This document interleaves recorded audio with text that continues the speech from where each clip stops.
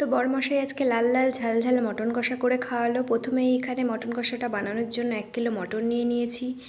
এবার এটাকে মটনটাকে জলে 1 ঘন্টার জন্য সিদ্ধই বসিয়ে দিলাম, যেহেতু আমাদের এখানে প্রেশার কুকার নেই।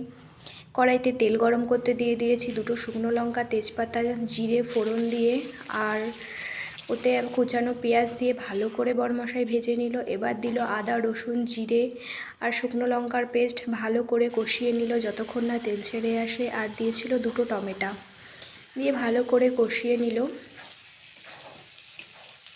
কষানোর পর এবার মটনটাকে দিয়ে দিল, সিদ্ধ মটনটাকে দিয়ে ভালো করে কষিয়ে নিল যতক্ষণ না মটনটা সিদ্ধ হয়ে আসে। তো এখানে ভালো করে কষানোর পর পরিমাণ মতো জল দিয়ে ভালো করে মটনটাকে ফুটিয়ে নিল। ফুটিয়ে নিয়ে নামানোর আগ দিয়ে গরম মশলা দিলেই রেডি লাল লাল ঝাল ঝাল মটন কষা। তো তোমাদের কার কার ভালো লাগলো?